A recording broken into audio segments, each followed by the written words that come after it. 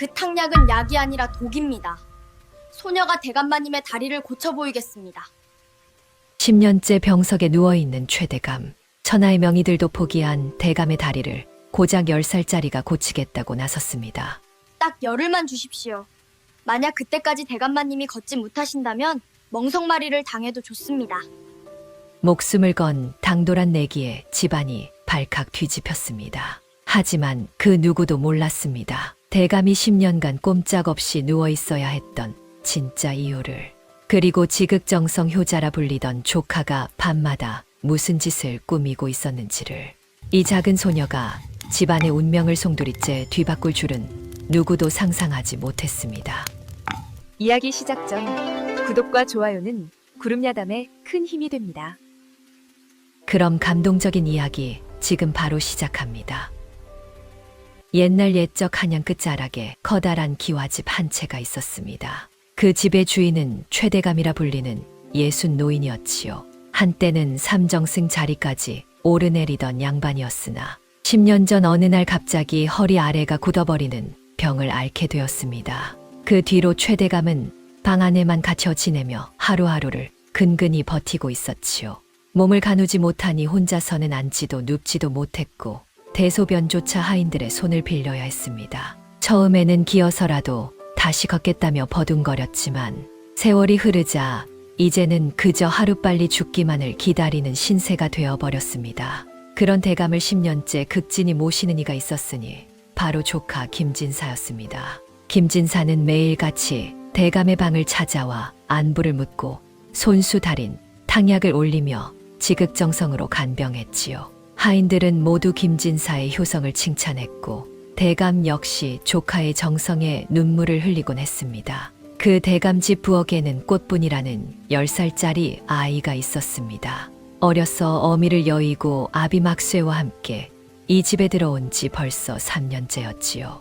꽃분이는 비록 어렸지만 눈썰미가 남달랐고 돌아가신 어미에게 배운 약선 음식 만드는 법을 기억하고 있었습니다. 어미는 늘 말했지요. 꽃분아, 약보다 밥이 보약이란다. 몸에 좋은 나물 한 뿌리가 약 10첩보다 낫단다. 꽃분이는 그 말을 가슴에 새기고 틈틈이 산에 올라 지치며 더덕이며 약이 되는 풀을 캐어 말려두곤 했습니다. 언젠가 누군가에게 약이 되는 밥을 지어주고 싶다는 작은 꿈이 있었지요. 그러던 어느 날 꽃분이는 이상한 광경을 목격했습니다. 김진사가 매일 대감께 올리는 탕약을 다릴 때면 반드시 부엌 하인들을 모두 내보냈던 것입니다. 그리고 혼자 남은 방 안에서 무언가를 하는 듯했지요. 호기심이 생긴 꽃분이는 어느 날 몰래 문틈으로 안을 들여다보았습니다. 김진사는 주변을 살피더니 품속에서 작은 비단 주머니를 꺼냈고 그 안에서 하얀 가루를 꺼내 탕약 속에 살짝 털어 넣었습니다. 그리고는 재빨리 주머니를 도로 품 안에 감췄지요. 꽃분이는 가슴이 철렁 내려앉았습니다. 그 하얀 가루가 무엇인지는 몰랐지만 왠지 모를 불길한 느낌이 들었지요. 탕약은 병든 이를 낫게 하는 약인데 왜 몰래 다른 것을 넣는단 말입니까? 그 다음 날도 김진사는 똑같이 행동했습니다. 하인들을 내보내고 품속에서 비단 주머니를 꺼내 탕약에 가루를 넣었지요. 꽃분이는 더 이상 참을 수가 없었습니다. 어느 날 아침 김진사가 탕약을 대감께 가져간 뒤 꽃분이는 몰래 약탕관에 남은 탕약을 조금 덜어냈습니다. 그리고 그것을 마당 한쪽에 키우던 암탉에게 먹였지요. 처음에는 아무렇지도 않았습니다. 닭은 쪼아 먹고 멀쩡히 돌아다녔지요. 그런데 해가 중천에 뜰 무렵 닭이 비틀거리기 시작했습니다. 그러더니 저녁때가 되자 땅바닥에 쓰러져 경련을 일으켰고 다음 날 아침에는 완전히 죽어 있었습니다. 꽃분이는 소스라치게 놀랐습니다. 이건 약이 아니야. 이건 독이야. 그날 밤 꽃분이는 잠을 이룰 수가 없었습니다. 다음 날 꽃분이는 결심했습니다. 대감마님께 사실을 알려야 한다고 말이지요. 비록 10살짜리의 말을 누가 믿어주겠습니까만 그래도 말하지 않으면 대감마님이 위험할 것 같았습니다. 해가 중천에 떴을 무렵 꽃분이는 몰래 대감의 방으로 향했습니다. 평소에는 함부로 들어갈 수 없는 곳이었지요. 문 앞을 지키던 하인이 꽃분이를 보고 소리쳤습니다. 이것아, 내가 감히 어디를 들어가려 하느냐? 대감마님께 급히 아를 말씀이 있습니다. 내 주제에 대감마님께 무슨 말을? 그때였습니다. 안에서 최대감의 목소리가 들려왔지요. 들어오너라. 꽃분이는 후다닥 방 안으로 뛰어 들어갔습니다. 방 안에는 반신불수로 누워 계신 최대감과 그 옆에 탕야 그릇을 들고 서 있는 김진사가 있었습니다. 김진사의 얼굴이 순간 굳어졌지요. 꽃분이는 대감 앞에 꿇어 앉으며 외쳤습니다. 대감마님, 그 탕약을 드시면 안 됩니다. 방 안이 순식간에 얼어붙었습니다. 김진사가 버럭 소리를 질렀지요. 이것이 무슨 버릇없는 짓이냐. 당장 나가거라. 하지만 꽃분이는 물러서지 않았습니다. 작은 몸을 부들부들 떨면서도 대감을 똑바로 바라보며 말했지요. 그 탕약에는 이상한 가루가 들어 있습니다. 소녀가 그 탕약을 닭에게 먹였더니 닭이 죽었습니다. 김진사의 얼굴이 새하얗게 질렸습니다. 하지만 곧 웃음을 터뜨리며 말했지요. 허허, 대감마님, 저 어린 것이 헛것을 본 모양입니다. 약재 중에는 닭에게 독이 되는 것도 있는 법이지요.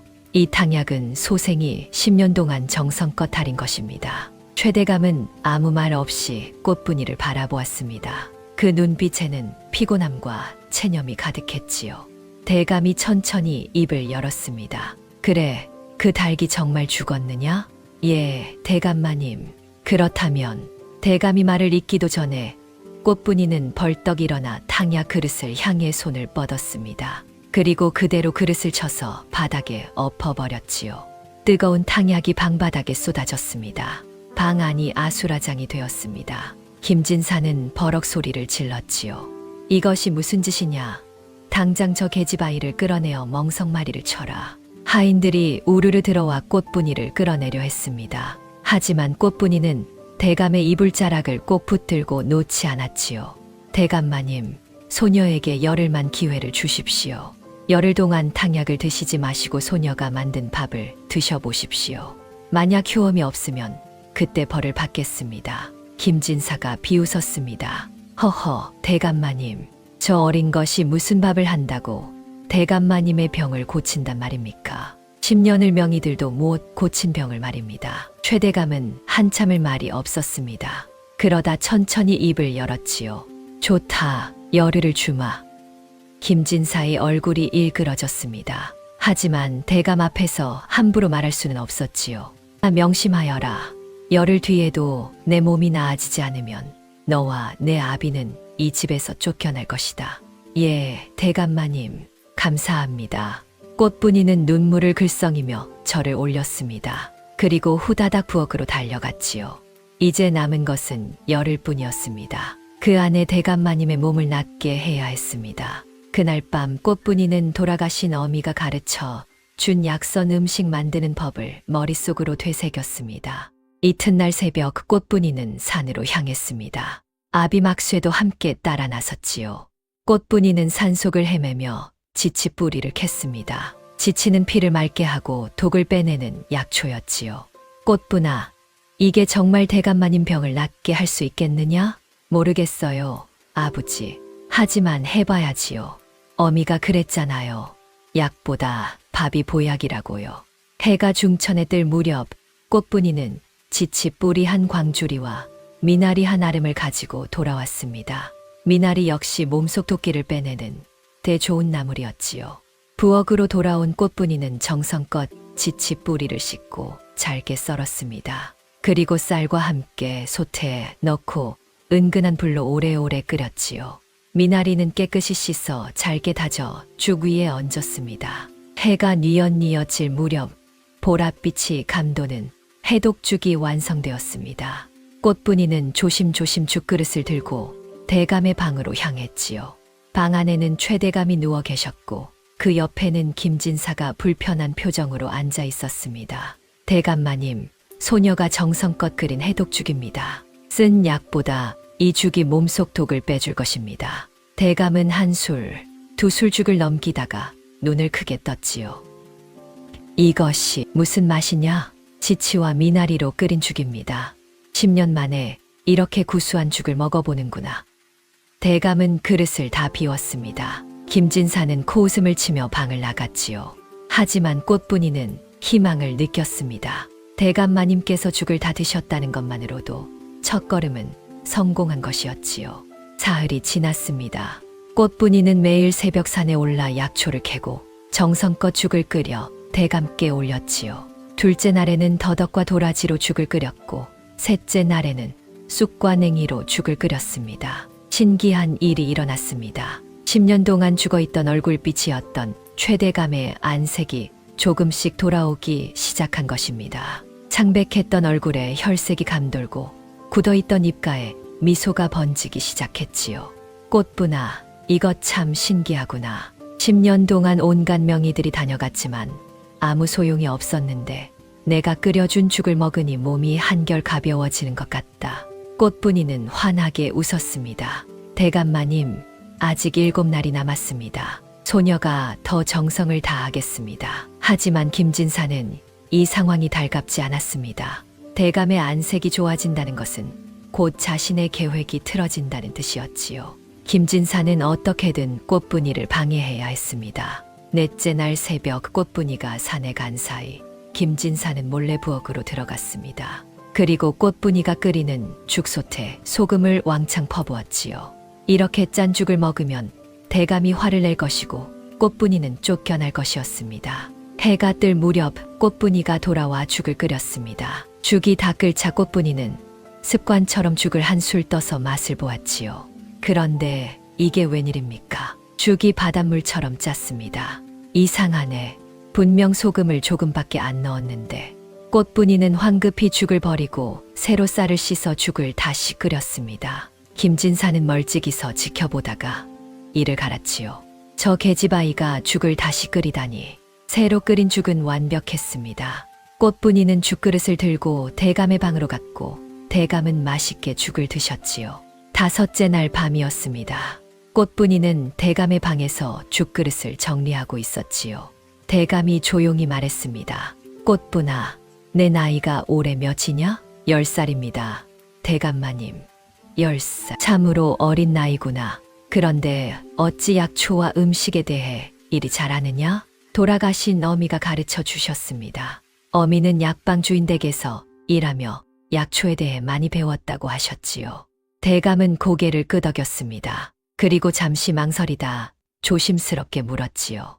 그렇다면 정말 내 탕약에 이상한 가루가 들어있었느냐? 꽃분이는 숨을 깊이 들이마셨습니다. 그리고 또박또박 대답했지요. 예, 대감마님. 김진사 나리께서 매일 탕약을 다리실 때 품속에 비단 주머니를 꺼내 하얀 가루를 넣으셨습니다. 소녀가 그 탕약을 닭에게 먹였더니 닭이 시름시름 앓다가 죽었습니다. 대감의 얼굴이 굳어졌습니다. 한참을 말이 없던 대감이 천천히 입을 열었지요. 10년이구나. 10년 동안 나는 조카를 믿었다. 내 아우의 외아들이고 내게는 자식이 없으니 내 재산을 물려줄 생각이었지. 그런데 대감의 목소리가 떨렸습니다. 그런데 그 아이가 나를 죽이려 했단 말이냐? 꽃분이는 아무 말도 하지 못했습니다. 대감의 눈가에 눈물이 맺혔지요. 아니다. 아직 확실하지 않다. 혹시 내가 잘못 본 것일 수도 있지 않겠느냐. 대감마님, 이제 그만 나가거라. 나 혼자 있고 싶구나. 꽃분이는 조용히 방을 나왔습니다. 그날 밤 대감의 방에서는 한숨 소리가 끊이지 않았지요. 6째 날 꽃분이는 대감께 감자와 우엉으로 끓인 죽을 올렸습니다. 대감은 여전히 침통한 표정이었지만 죽은 맛있게 드셨지요. 해가 뉘엿뉘엿 질 무렵 꽃분이는 대감의 방에 남아 이불을 정돈하고 있었습니다. 대감이 조용히 말했지요. 꽃분아, 내 어미가 약보다 밥이 보약이라 했다지. 예, 대감마님. 그렇다면 밥만으로도 병을 고칠 수 있다는 말이냐? 꽃분이는 잠시 생각했습니다. 그리고 조심스럽게 대답했지요. 어미는 또 이런 말씀도 하셨습니다. 몸에 병이 들면 기운이 막힌다고요. 막힌 기운을 뚫어주면 병도 낫는다고 하셨습니다. 기운을 뚫는다. 대감이 중얼거렸습니다. 꽃분이는 용기를 내어 말했지요. 대감마님, 소녀가 대감마님의 다리를 주무르고 찜질해 드려도 되겠습니까? 어미가 그러셨어요. 굳은 살은 주무르고 따뜻하게 해주면 조금씩 풀린다고요. 대감은 놀란 표정으로 꽃분이를 바라보았습니다. 10년 동안 수많은 의원들이 침을 놓고 뜸을 떴지만 아무도 다리를 주무르자고 한 사람은 없었지요. 한번 해보거라. 그날 밤부터 꽃분이는 매일 밤 대감의 방에 남아 대감의 다리를 주무르기 시작했습니다. 처음에는 돌처럼 굳어있던 다리였지요. 꽃분이의 고사리 손으로는 제대로 주무를 수도 없었습니다. 하지만 꽃분이는 포기하지 않았습니다. 밤새도록 손이 부르트도록 다리를 주무르고 따뜻하게 데운 돌로 찜질을 해주었지요. 7째 날 밤 대감이 감탄하며 말했습니다. 꽃분아, 내 팔이 아프지 않느냐? 괜찮습니다. 대감마님, 이 어린 것이 팔도 아플 텐데 정말 고맙구나. 대감의 눈가에 다시 눈물이 맺혔습니다. 10년 동안 그 누구도 이렇게 정성껏 자신을 돌봐주지 않았지요. 조카 김진사는 탕약만 날라다 주었을 뿐 한 번도 다리를 주무르거나 찜질을 해준 적이 없었습니다. 8째 날이 밝았습니다. 꽃분이가 아침죽을 가지고 대감의 방에 들어갔을 때 대감은 환한 얼굴로 꽃분이를 맞이했지요. 꽃분아, 신기한 일이 일어났다. 어젯밤에 발가락이 움찔하는 것 같았어. 정말이십니까? 대감마님? 10년 만에 처음이구나. 발가락의 감각이 느껴지다니. 꽃분이는 눈물이 핑 돌았습니다. 드디어 효험이 나타나기 시작한 것입니다. 대감마님, 오늘 밤에도 더 열심히 주무르겠습니다. 그날 밤 꽃분이는 평소보다 더 정성껏 대감의 다리를 주물었습니다. 종아리를 주무르고 허벅지를 주무르고 발바닥을 눌러주었지요. 그러다 꽃분이의 손이 대감의 허리 아래쪽 등골 부근에 닿았을 때였습니다. 뭔가 이상한 것이 만져졌지요. 다른 부분은 부드러운데 그곳만 딱딱하고 단단한 멍울처럼 느껴졌습니다. 대감마님, 여기가 좀 이상합니다. 어디가? 꽃분이는 대감의 등골뼈마디, 허리뼈 부근을 손가락으로 조심스럽게 눌러보았습니다. 분명 뭔가 딱딱한 것이 살 속에 박혀 있는 것 같았지요. 여기입니다. 대감마님, 여기에 쇠 같은 것이 만져집니다. 대감이 깜짝 놀라 몸을 움직이려 했지만 여전히 하반신을 움직일 수는 없었습니다. 쇠라니, 그게 무슨 말이냐? 꽃분이는 어미에게 들었던 이야기를 떠올렸습니다. 옛날 산속에 사는 스승이 어미에게 가르쳐 주었다는 이야기였지요. 어미가 그러셨어요. 몸에 쇠붙이가 박혀 있으면 기운이 막힌다고요. 그리고 진암철로 그 쇠를 빼낼 수 있다고 하셨습니다. 진암철. 예, 쇠를 잡아당기는 돌이라고 하셨습니다. 대감은 숨을 깊이 들이마셨습니다. 만약 정말로 자신의 몸속에 쇠붙이가 박혀 있다면 그것이 10년 동안 자신을 괴롭힌 병의 원인일 수도 있었지요. 꽃분아, 그 진암철이라는 것을 구할 수 있겠느냐? 소녀가 내일 아침 대장간에 가보겠습니다. 그날 밤 꽃분이는 설렘과 두려움으로 잠을 이룰 수가 없었습니다. 혹시 정말로 대감마님의 몸속에 쇠가 박혀 있는 것일까요? 그리고 그것을 빼내면 대감마님이 다시 걸을 수 있을까요? 한편 이 모든 상황을 멀리서 지켜보던 김진사는 초조해하고 있었습니다. 대감의 안색이 날로 좋아지고 있었고 이제 이틀만 있으면 열흘이 다 되는 것이었지요. 김진사는 더 이상 기다릴 수가 없었습니다. 9째 날 아침 꽃분이는 부랴부랴 마을 대장간으로 달려갔습니다. 대장간 주인은 꽃분이를 보고 의아한 표정을 지었지요. 꽃분이 아니냐? 이 아침부터 웬일이냐? 진암철이 있으십니까? 진암철, 그게 뭔데? 쇠를 잡아당기는 돌입니다. 자석이라고도 한다던데요. 대장간 주인은 고개를 끄덕이며 안쪽으로 들어갔습니다. 잠시 후 손바닥만 한 검은 돌을 들고 나왔지요. 이것 말이냐? 이게 신기하게도 쇠붙이를 확 잡아당기지. 꽃분이는 그 돌을 받아들고 환하게 웃었습니다. 이거예요. 이거 좀 빌려주실 수 있으십니까? 그래, 가져가거라. 대신 조심해서 쓰고 꼭 돌려주어야 한다. 꽃분이는 진암철을 품에 안고 대감 집으로 달려갔습니다. 대감의 방에 들어서자 대감이 초조한 표정으로 기다리고 있었지요. 구했느냐? 예, 대감마님. 꽃분이는 진암철을 꺼내 어젯밤에 만졌던 그 딱딱한 멍울 부분에 갖다 댔습니다. 순간 놀라운 일이 벌어졌지요. 대감의 등 쪽 살가죽이 불룩 솟아오르기 시작한 것입니다. 마치 살 속에서 무언가가 지남철에 끌려 올라오는 것 같았지요. 대감이 신음을 흘렸습니다. 엄청난 통증이 밀려왔던 것입니다. 대감마님, 참으십시오. 조금만 더. 꽃분이는 지남철을 더 세게 눌렀습니다. 그러자 피부가 더욱 굴룩하게 솟아올랐고 그 한가운데가 살짝 터지면서 시커먼 피가 배어 나오기 시작했지요. 꽃분아, 아버지를 불러오너라. 꽃분이는 급히 아비 막쇠를 불러왔습니다. 막쇠는 상황을 듣고는 놀란 표정으로 칼을 들고 왔지요. 대감마님, 살을 조금 째야 할 것 같습니다. 좋다. 어서 해보거라. 막쇠는 떨리는 손으로 불룩 솟아오른 부분의 살을 살짝 갈랐습니다. 그리고 꽃분이가 지남철을 그 상처 부위에 갖다 대자 살 속에서 무언가가 튀어나왔습니다. 그것은 손가락 마디만 한 쇠로 된 침이었습니다. 침은 중간에서 부러져 있었고 10년 동안 살 속에 박혀 있었던 탓에 온통 녹이 슬어 있었지요. 이것이 대감의 얼굴이 새하얗게 질렸습니다. 자신의 몸속에 침이 박혀 있었다니. 그것도 10년 동안이나 말이지요. 막쇠는 조심스럽게 상처를 깨끗이 씻고 천으로 감았습니다. 신기하게도 침이 빠져나간 자리에서 시커먼 피가 흘러나왔고 그 뒤로 맑은 피가 나오기 시작했지요. 그리고 더욱 놀라운 일이 벌어졌습니다. 대감의 발가락이 움찔움찔 움직이기 시작한 것입니다. 움직인다. 내 발이 움직인다. 대감은 눈물을 흘리며 자신의 발가락을 바라보았습니다. 10년 만에 느껴보는 감각이었지요. 꽃분이와 막쇠도 함께 눈물을 흘렸습니다. 하지만 기쁨도 잠시 대감의 얼굴이 굳어졌습니다. 침이 저절로 몸속에 들어갈 리는 없었지요.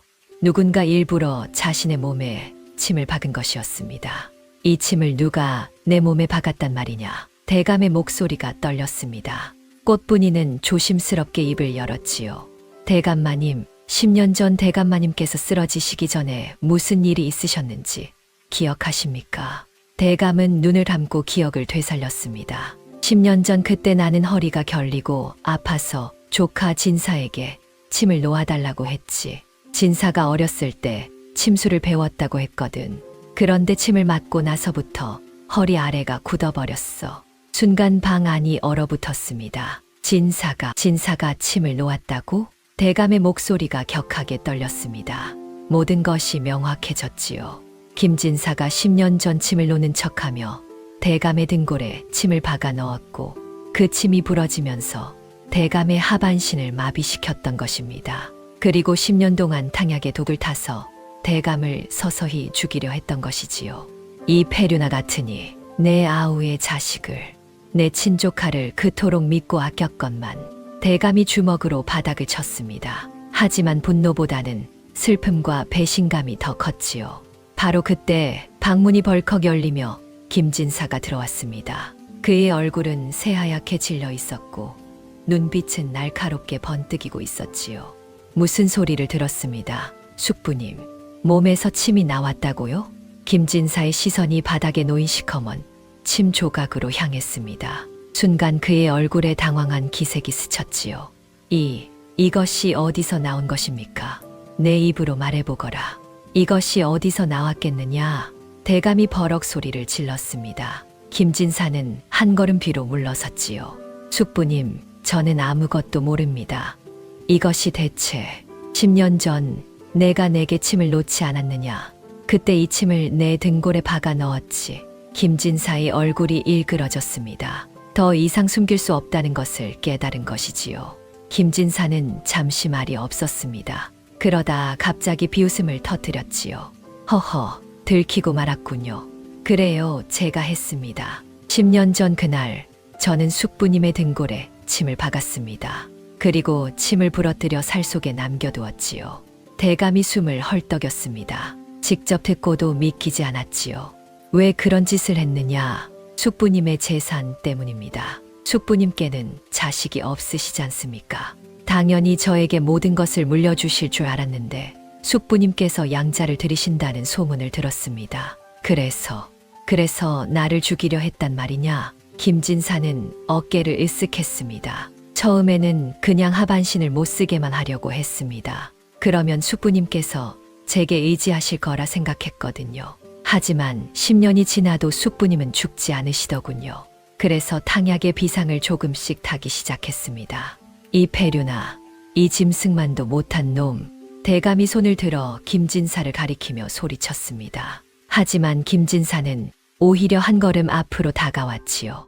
이제 와서 소용없습니다. 숙부님. 짐은 이미 빠져나갔고 제 죄는 드러났지만 숙부님께서는 여전히 걷지 못하시지 않습니까? 앞으로도 평생 저한테 의지하며 사셔야 합니다. 내 놈을 당장 관아에 고발하겠다. 고발하시면 누가 믿겠습니까? 10년 전 일을 누가 증명하겠습니까? 저는 10년 동안 숙부님을 극진히 모신 효자로 소문났습니다. 오히려 숙부님이 늙어 정신이 혼미해진 것으로 여길 겁니다. 김진사는 비웃으며 방을 나갔습니다. 대감은 분노와 무력감에 온몸을 떨었지요. 그날 밤 김진사는 방 안에서 술을 마시고 있었습니다. 모든 것이 탄로 났지만 아직 끝난 것은 아니었지요. 대감은 여전히 걷지 못했고 관아에 고발한다 해도 증거가 없었습니다. 하지만 한 가지 골칫거리가 있었습니다. 바로 꽃분이었지요.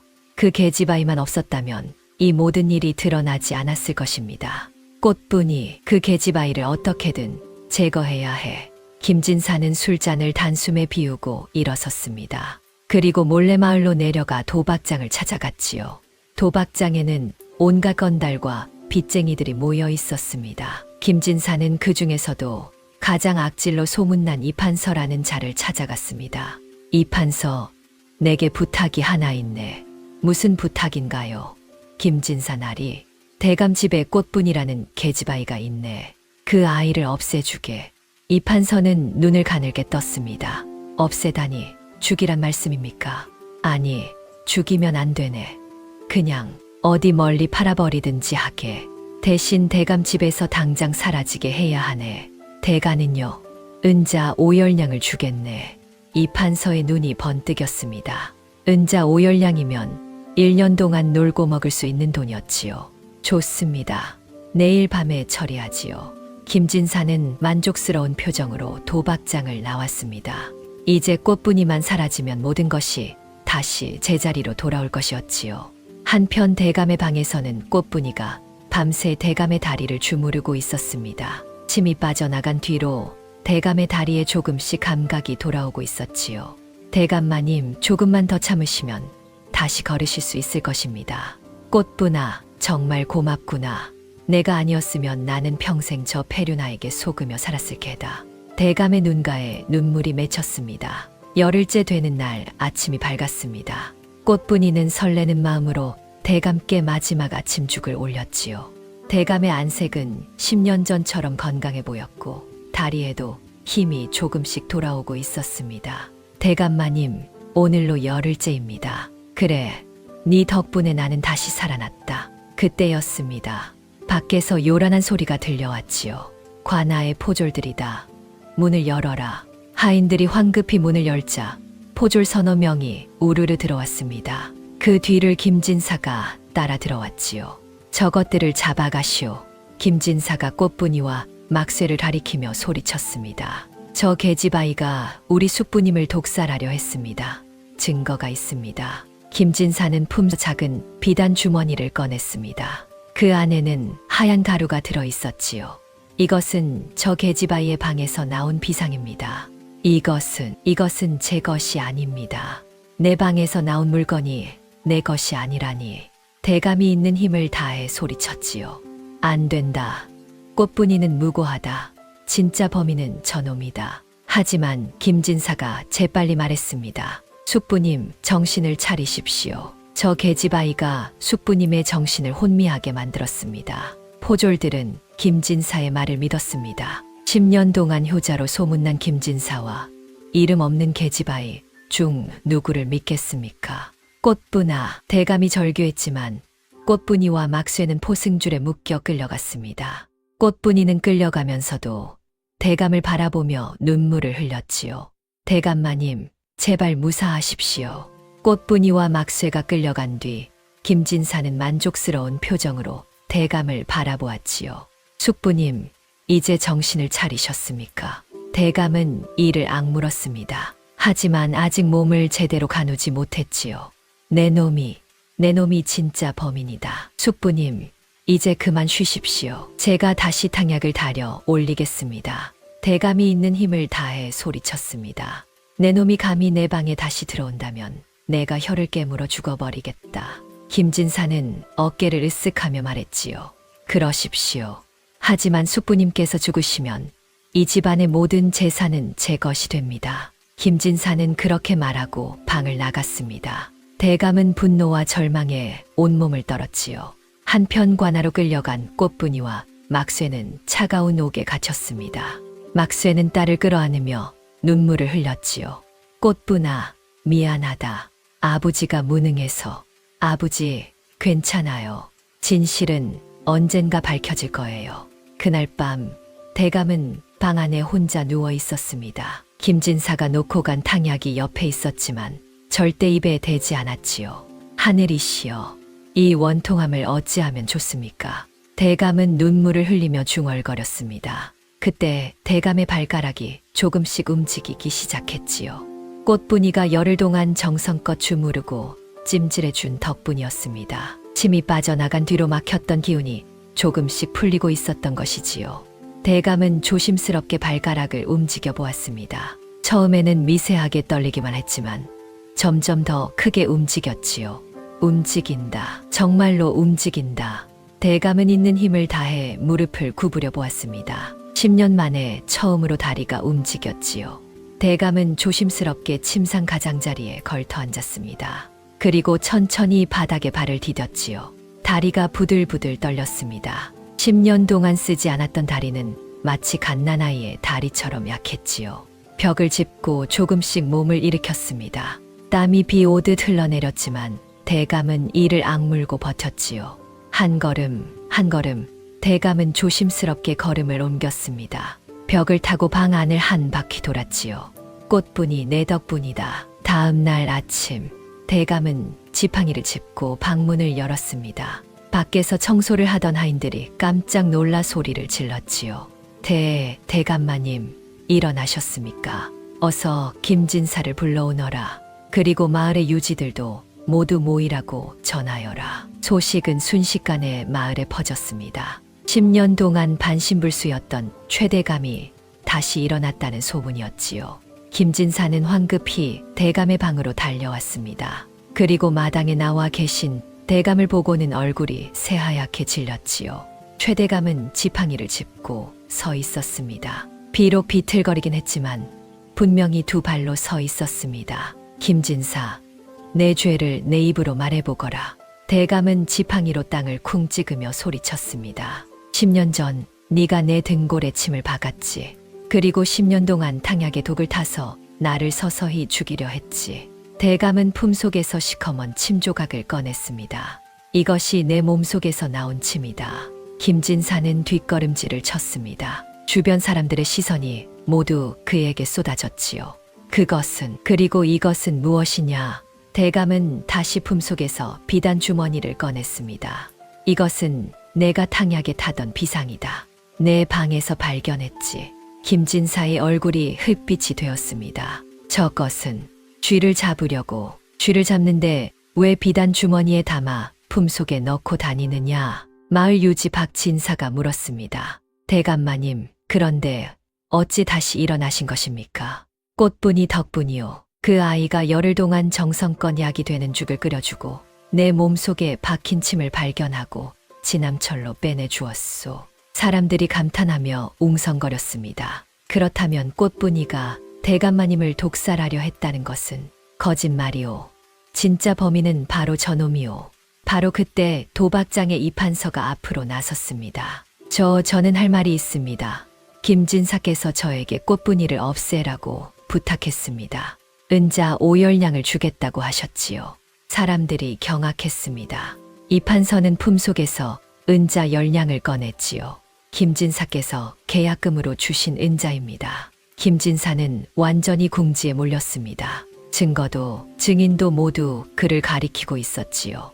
대감은 지팡이를 땅에 내리치며 소리쳤습니다. 여봐라, 저 폐륜한 놈을 당장 포박하라. 하인들이 우르르 달려들어 김진사를 붙잡았습니다. 숙부님, 제발 용서해 주십시오. 용서, 10년 동안 나를 죽이려 하면서 용서를 말하느냐. 대감은 하인에게 명했습니다. 내 서재에서 문서 괴짝을 가져오너라. 잠시 후 하인이 커다란 괴짝을 들고 왔습니다. 대감은 그 안에서 여러 장의 문서를 꺼냈지요. 이것들은 모두 내게 물려주려고 했던 재산의 문서들이다. 하지만 이제 내게 줄 것은 단 하나도 없다. 대감은 문서들을 하나하나 찢어버렸습니다. 김진사는 비명을 질렀지요. 안 됩니다. 그것들은 제 것입니다. 내 것, 내가 무슨 자격으로 내 재산을 탐하느냐. 저놈을 당장 이 집에서 쫓아내라. 그리고 관하로 끌고 가라. 김진사는 결국 포졸들에게 넘겨졌고 재판 끝에 섬으로 유배형을 받았지요. 빚쟁이들은 그가 유배 가기 전에 그를 찾아와 두들겨 패고 마지막 옷가지까지 빼앗아 갔습니다. 김진사는 누더기를 걸친 채 섬으로 끌려갔고 그곳에서 평생 고된 노역에 시달리며 비참한 나날을 보내게 되었습니다. 한편 꽃분이와 막쇠는 무사히 풀려났습니다. 꽃분이와 막쇠가 대감 집으로 돌아왔을 때 대감은 대문 앞에서 지팡이를 짚고 그들을 기다리고 있었습니다. 꽃분아, 모두 네 덕분이다. 며칠 뒤 대감은 마을 유지들을 모두 불러 모았습니다. 오늘부터 꽃분이는 내 수양 손녀가 될 것이요. 그리고 막쇠에게는 논 5마지기와 집 한 채를 주어 면천시키겠소. 사람들이 모두 놀라 웅성거렸습니다. 대감마님, 그것은 너무 과하지 않네. 자네 딸이 내 목숨을 살렸는데 이것으로도 부족하지. 꽃분이는 눈물을 글썽이며 절을 올렸습니다. 꽃분아, 앞으로 내가 하고 싶은 것이 무엇이냐? 소녀는 어미처럼 약이 되는 음식을 만드는 법을 더 배우고 싶습니다. 그래서 아픈 사람들을 도와주고 싶습니다. 대감은 환하게 웃었습니다. 좋다. 그렇다면 내가 한양에서 제일 유명한 의원을 불러 내게 가르침을 주도록 하마. 그날 저녁 꽃분이는 대감을 위해 특별히 정성껏 저녁상을 차렸습니다. 대감과 꽃분이 그리고 막쇠는 한 상에 둘러앉아 따뜻한 밥을 먹었습니다. 꽃분아, 이 죽 참 맛있구나. 대감마님께서 건강하셔야 소녀가 더 맛있는 음식을 만들어 드릴 수 있습니다. 세 사람은 환하게 웃으며 밥을 먹었습니다. 창밖으로는 따뜻한 봄바람이 불어왔고 마당의 매화나무에서는 꽃이 피어나기 시작했지요. 옛말에 백절불굴이라는 말이 있습니다. 어떠한 난관에도 굽히지 않고 이겨나간다는 뜻이지요. 꽃분이는 비록 어렸지만 정의를 위해 굽히지 않았고 대감을 살리기 위해 최선을 다했습니다. 여러분도 어떤 어려움이 닥쳐도 올바른 길을 걷는다면 언젠가는 반드시 좋은 결과가 찾아올 것입니다. 다음 영상을 빠르게 만나보시려면 좋아요와 구독을 눌러주세요. 그럼 더 재미있는 영상으로 찾아뵙겠습니다. 모두 행복한 하루 보내세요.